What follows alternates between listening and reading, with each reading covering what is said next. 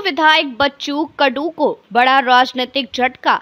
अमरावती जिले के इस पद से किया अपात्र। अमरावती जिला मध्यवर्ती सहकारी बैंक के अध्यक्ष पद से उन्हें अपात्र घोषित कर दिया गया है। ये निर्णय सहकार विभाग के विभागीय सह निबंधक प्रवीण फडणवीस ने दिया है। निर्णय का आधार 2017 में नासिक के सुकनवाड़ा पुलिस स्टेशन में दर्ज सरकारी काम में अर्जन और मारपीट के मामले में 2021 में सुनाई गई 1 साल की सजा को बनाया गया है। अमरावती जिला सहकारी बैंक के नियमों के अनुसार यदि किसी संचालक को अदालत 1 वर्ष तक की सजा सुनाती है तो वह बैंक के किसी भी पद पर बने रहने के लिए अयोग्य माना जाता है। इसी नियम के तहत विरोधी गुट के 12 संचालकों ने वरिष्ठ संचालक हरिभाऊ मोहोड़ के नेतृत्व में बच्चू कडू को अपात्र ठहराने की मांग की थी। बच्चू कडू ने इस सजा के खिलाफ मुंबई उच्च न्यायालय की नागपुर खंडपीठ में अपील की थी। मार्च 2025 में न्यायालय ने उन्हें राहत देते हुए अपात्रता की याचिका खारिज कर दी थी। कोर्ट ने कहा था कि बच्चू कडू को दी गई सजा पर फिलहाल स्थगन आदेश लागू है, इसलिए अपात्रता का आधार नहीं बनता। इसके बावजूद सहकार विभाग ने एक बार फिर न्यायालय की सजा का हवाला देते हुए बच्चू कडू को अध्यक्ष पद के लिए अपात्र घोषित किया है। इससे सहकार विभाग और न्यायालय के फैसलों में विरोधाभास को लेकर चर्चा तेज हो गई है। माना जा रहा है कि बच्चू कडू इस निर्णय को फिर से न्यायालय में चुनौती दे सकते हैं। अमरावती जिला सहकारी बैंक क्षेत्र के किसानों के लिए एक महत्वपूर्ण संस्था मानी जाती है। 2021 में बच्चू कडू के परिवर्तन पैनल ने बबलू देशमुख को पराजित कर बैंक की सत्ता पर कब्जा जमाया था। इसके बाद से ही बैंक में सत्ता संघर्ष जारी है। पूर्व अध्यक्ष सुधाकर भारसाकले और उपाध्यक्ष सुरेश साबले के इस्तीफे के बाद बच्चू कडू ने अध्यक्ष पद संभाला था। फरवरी 2025 में विरोधी गुट ने उनके पैनल के 5 संचालकों के खिलाफ अविश्वास प्रस्ताव भी लाया था, जिसे सुप्रीम कोर्ट ने स्थगित किया है। इस पूरे घटनाक्रम से अमरावती की राजनीति और सहकारी क्षेत्र में हलचल मच गई है और ये देखना बाकी है कि बच्चू कडू आगे क्या कदम उठाते हैं।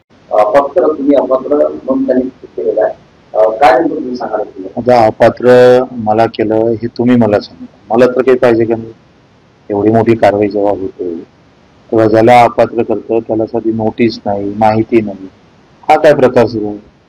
म्हणजे कायदाही तुम्ही त्याचा सगळा म्हणता ना संविधानाचा पायदळी तोडून वारंवार जो प्रयत्न सुरू आहे, प्रयत्न केला जातो भाजपाकडून, हा अतिशय म्हणजे विचित्र घटना आहे का मीडियाला माहिती आणि मला माहिती.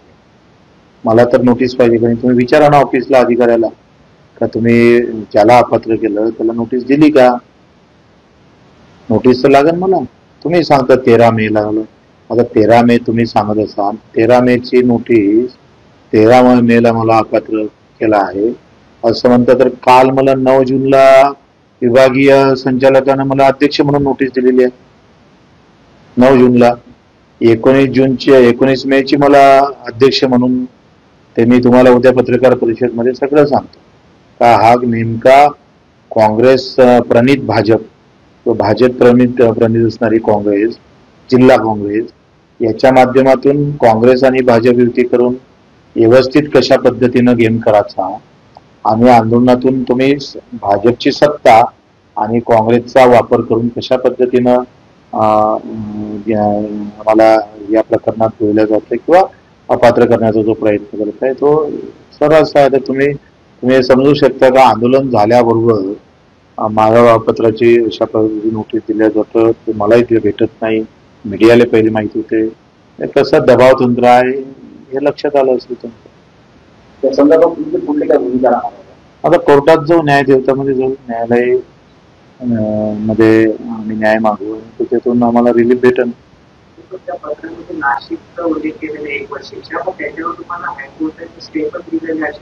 हा, हायकोर्ट आता ते कंटेम्प्ट ऑफ कोर्ट पण करता येईल.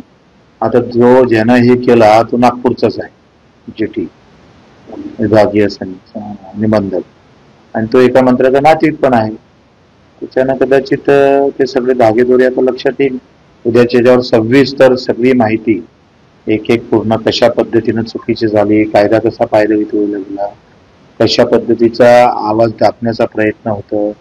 आम्ही सकाळी तुम्हाला सांगितलं का एका अधिकाऱ्याने मला जे सांगितलं का सप्टेंबर पर्यंत बच्चू अशा पद्धतीनं त्याला इथून समाप्त करायचं आहे.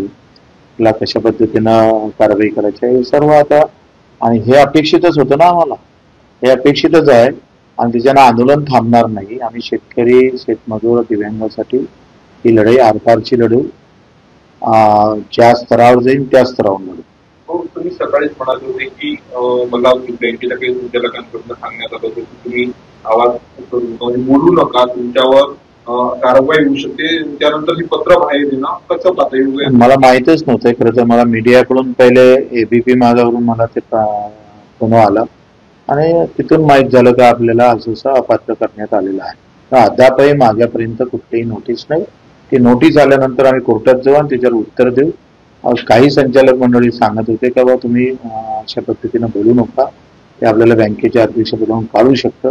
म्हणलं बँक ही शेतकऱ्याची आहे आणि शेतकऱ्यासाठीच मी जर बोलत नसेल तर त्या अध्यक्षपदाची काही अर्थ उरत नाही. आम्ही हे बोलत राहू. हो, आंदोलन दरम्यान असं तुम्हाला सांगण्यात आलं होतं की कारवाया होणार आहेत, त्या पद्धतीनं राज्यात आंदोलन तुमचं पेटलेलं होतं. मी सांगितलं ज्या अधिकाऱ्यानं मला सांगितलं त्या अधिकाऱ्याला मुद्दामून मला सांगायला लावलं आहे, हे लक्षात घ्या. त्याच्या देखतात हे मुद्दामून बोललेले आहे 3 जण, आणि ते 3 जणांना त्या अधिकाऱ्याला माहीत होईल आणि तो अधिकारी मला सांगणार, आणि म्हणूनच त्या म्हणजे अस्पष्ट धमकीच होती ती सर्वच.